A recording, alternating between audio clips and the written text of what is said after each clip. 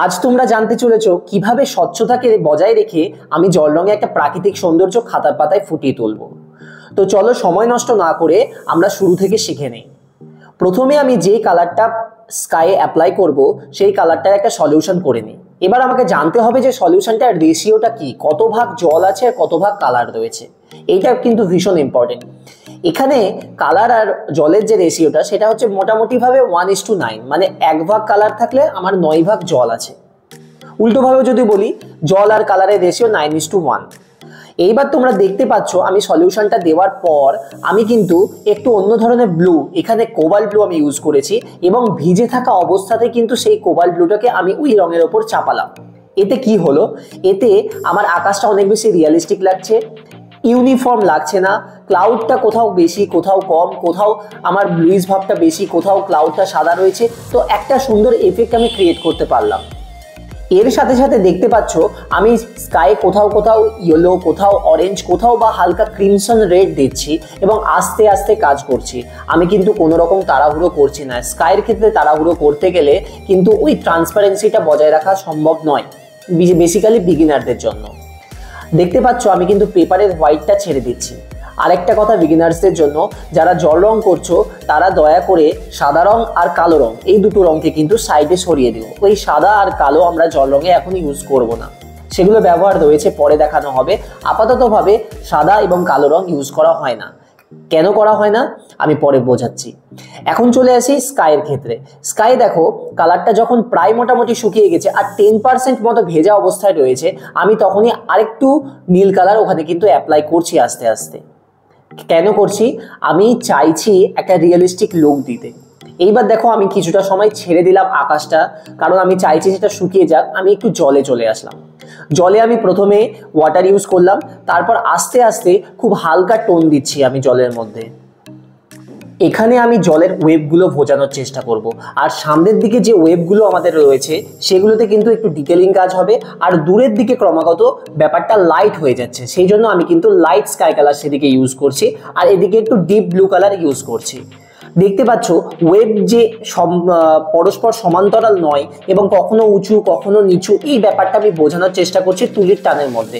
আর সূর্যের যে রিফ্লেকশন বা লাইটের যে রিফ্লেকশনটা জলে পড়ছে সেই জায়গাটা আমি কিন্তু ইয়েলো এবং অরেঞ্জের যে কাজটা আমি হালকা করে দেখিয়েছি সেই জায়গাটা আমি ফাঁকা রেখেছি, সেইখানে আমি কোনো রকম ব্লু কালার দিয়ে ইউজ করছি না।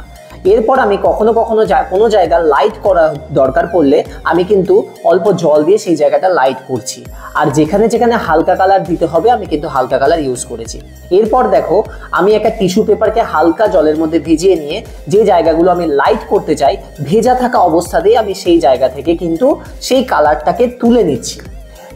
এটা কিন্তু আমাকে তৎক্ষণাৎ করতে হবে। যদি আমি ওয়েট করি তাহলে কালারটা শুকিয়ে যাবে, পরে কিন্তু হাজার ঘষলেও কালারটা উঠবে না, বা উঠলেও কিন্তু সেই রেজাল্টটা আমরা পাবো না। তো জল রঙের ক্ষেত্রে মেন আরেকটা জিনিস হচ্ছে টাইমিং। তুমি কোন সময়ে কোন কালারটা ইউজ করছো, কতটা ভিজে থাকা অবস্থায় কাজটা করছো, কতটা শুকিয়ে গেলে তুমি কিভাবে ব্রাশের টানটা দিচ্ছ, তো সব কিছু মিলিয়ে কিন্তু জল রং, কোনো কিছুকেই কিন্তু ফেলার নয়। এবার দেখতে পাচ্ছ জিনিসটা শুকিয়ে গেল, আকাশটা কিন্তু শুকিয়ে গেল। এরপর আমি কিন্তু আকাশে আরেকটু কালার চাপাচ্ছি। এই যে পদ্ধতিটা করছি এটা পুরোপুরি আমার নিজস্ব পদ্ধতি। তো আমি আমার এক্সপিরিয়েন্সটা তোমাদের সাথে শেয়ার করছি। তোমাদের কেমন লাগছে তোমরা কাজ করো, আর জানাও যে তোমাদের কোথায় কোথায় প্রবলেম হচ্ছে, অসুবিধে হচ্ছে। কমেন্টে জানাও কি কি প্রবলেম তোমরা ফেস করছো। আমি চেষ্টা করব সেই ভিডিওগুলোকে, সেই টপিকগুলোর ওপরে নতুন কোনো ভিডিও আনার। এরপর আমি আস্তে আস্তে জাহাজে চলে আসছি এবং হালকা কালার কিন্তু করছি। এখানেও কিন্তু লাইট আর শ্যাডোর ব্যাপারটা আমি দেখানোর চেষ্টা করছি। একটা কথা বলে রাখি, ওয়াটার কালারে কিন্তু পেপারটা খুব গুরুত্বপূর্ণ জিনিস। তুমি কতটা মোটা পেপার ইউজ করছো, কি পেপারে কালারটা করছো, কারণ পেপারের ওপরেই জল রংটা। একটা পেপারের যদি জল ধারণ ক্ষমতা বেশি না থাকে তুমি তো সেখানে আর বেশি টোন ইউজ করতে পারবে না। আর যখন এক একটা টোনের ওপর আরেকটা টোন ইউজ করবে তখন কিন্তু পেপারটা ফোল্ড হয়ে যাবে বা দেখা যাবে পেপারটা মরিয়ে যাচ্ছে, সেই রেজাল্টটা আসছে না। তো পেপার ইজ ভেরি ইম্পর্টেন্ট। তোমাকে বুঝতে হবে যে পেপারটা কি ইউজ করব। তো কত জিএসএম এর পেপার ইউজ করব অনেকেই জিজ্ঞাসা করো। আমি মোটামুটিভাবে বলি যে 250 থেকে 300 জিএসএম এর পেপার ইটস ওকে। তো এর ওপরেও যদি কেউ জিএসএম ইউজ করো সেটা কিন্তু আরও উপযুক্ত জল রঙের ক্ষেত্রে, কারণ যত পেপারটা মোটা হবে তোমরা কিন্তু কাজ করে তত মজা পাবে, তত লেয়ার চাপাতে পারবে, তত টোনে কাজ করতে পারবে, জলটা বেশি দিয়ে কাজ করতে পারবে। এখানে কিন্তু জল রঙের মজা। আচ্ছা, এখানে শিপটা দেখো আস্তে আস্তে ডিটেলিং কাজগুলো করছি।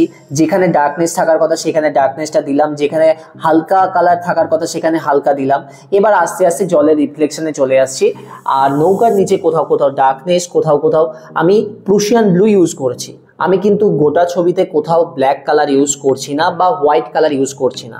তাহলে হোয়াইটটা দেখাচ্ছি কিসে? হোয়াইটটা দেখাচ্ছি পেপারের যে হোয়াইট কালারটা রয়েছে সে তার মাধ্যমে। আর ব্ল্যাকিশ টাইপের কালার যেটা তোমরা দেখতে পাচ্ছ সেটা কিভাবে ক্রিয়েট করছি? আমি কিন্তু প্রুশিয়ান ব্লু আর ব্রাউন টাইপ এই দুটো কালার একসাথে মিক্স করছি, প্রুশিয়ান ব্লু এবং ব্রাউন, এবং সেটা নির্দিষ্ট অনুপাতে মিক্স করলে দেখবে তোমরা একটা ডার্ক কালার পাচ্ছ, সেটা অনেকটা ব্ল্যাকের মতনই। তো এইভাবে তোমরা ডার্ক কালারগুলো ক্রিয়েট করতে হবে, তোমাদের অভ্যাস করতে হবে কিভাবে এক কালারের সাথে আরেকটা কালার মিক্স করলে আমরা নতুন কালার পাচ্ছি। এইভাবে কিন্তু অনেক কিছু শেখা যায়। আচ্ছা, আরেকটা কথা বলে রাখি, এখানে শিপের যে স্ট্রাকচারটা রয়েছে বা রোপগুলো রয়েছে ওগুলো কিন্তু ভীষণ রিয়ালিস্টিক এবং খুব সূক্ষ্ম হতে হবে, তবেই কিন্তু ছবিটা টানবে চোখে। আর যদি কোথাও একটু ভুল হয়ে যায় বা কোথাও একটু মোটা দাগ দিয়ে ফেলো তাহলে কিন্তু সেই লেভেলে ছবিটা মানে চোখে লাগবে না। স্কাইয়ে আমি কিন্তু পাখি দেওয়ার চেষ্টা করছি। এখানেও আমি সেম প্রুশিয়ান ব্লু এবং ব্রাউন কালারটাকে মিক্স করে নিয়েছি একটু ডার্ক দেখানোর জন্য। আর যে পাখিগুলো দূরে রয়েছে সেগুলো তো অবশ্যই ছোট হচ্ছে সাইজে। আর তার সাথে সাথে আমি সেই পাখিগুলোকে অত ডিটেল রাখছি না বা অত ডার্কনেস দিয়ে বানাচ্ছি না, আমি সেই কালারগুলোকে একটু ফেড রেখে দিচ্ছি হালকা। তো এখানে আমি একটা দৃষ্টির ব্যাপার নিয়ে আনার চেষ্টা করলাম, যে পাখিগুলো কাছে সেগুলো খুব ভালো বোঝা যাচ্ছে, আর যেগুলো দূরে সেগুলোকে একটু হালকা করে দিলাম। মানে ক্যামেরার লেন্স যে কাজটা করে সেই কাজটা আমি এই ছবির মধ্যে তুলে ধরার চেষ্টা করলাম। এবার দেখো মোটামুটি ছবিটা প্রায় আমার শেষের দিকে। আমি এই ছবিটাকে আর বেশি কিছু জটিল করছি না, শুধুমাত্র আমি জলটাকে বা রিয়েলিস্টিক করার চেষ্টা করব। সামনের দিকে যে ওয়েবটা রয়েছে সেখানে আমি কিছু ডিটেলিং কাজগুলো করছি, কোথাও কোথাও আমি প্রুশিয়ান ব্লু ইউজ করছি এবং সেই ওয়েবগুলোকে আরও ডিটেলিং করার জন্য চেষ্টা করছি, কারণ সামনের দিকে রয়েছে, ভিউয়ার্সরা সামনের দিকে জিনিসটাকে ভালো করে দেখবে, দূরেরটা আস্তে আস্তে মিলিয়ে যাচ্ছে। এটাই হলো ব্যাকরণ। আস্তে আস্তে দেখো হালকা হয়ে যাচ্ছে, সেখানে কিন্তু আমি আর প্রুশিয়ান ব্লুটা অতটা দিচ্ছি না, সেখানে আমি হালকা স্কাই ব্লুটা ইউজ করছি, কারণ সেখানে কিন্তু ওয়েবটা অতটা বোঝা যাচ্ছে না। ছবিটা যখন মোটামুটি প্রায় শেষের দিকে আমি এখানে কিছু ফাইন ডিটেলিং কাজ করছি। এই প্রথম আমি কিন্তু হোয়াইট কালার অ্যাপ্লাই করছি, তাও জল কালারের হোয়াইট কালার নয়, আমি এখানে ইউজ করছি অ্যাক্রিলিকের হোয়াইট কালার। এর কারণটা কি? কারণটা হলো আমি এখানে ছবিটাকে আরও বেশি রিয়েলিস্টিক করতে চাইছি। আমার কিছু জায়গায় হোয়াইট ছাড়া উচিত ছিল, আমি সেখানে হোয়াইটটা ছাড়তে পারিনি, এই জন্য আমি আর্টিফিশিয়ালিভাবে হোয়াইট কালারটা ইউজ করছি। এতে কি হবে? এতে আমার ছবিটাকে দেখতে অনেক বেশি সুন্দর লাগবে, অনেক বেশি রিয়েলিস্টিক লাগবে। সব জায়গায় কাজ করার সময় কিন্তু হোয়াইট ছাড়া যায় না, বিশেষত যখন সময় কম থাকে। তোমরাও এভাবে অ্যাক্রিলিক দিয়ে হোয়াইট কালার ইউজ করতে পারো। দেখতে পাচ্ছ খুব সুন্দর লাগছে ছবিটা, আর অনেক বেশি রিয়েলিস্টিক লাগছে, কারণ সেই হোয়াইটটা দেওয়ার পর ছবিটা সৌন্দর্যটা আলাদাই ফুটে উঠছে আমাদের চোখের সামনে।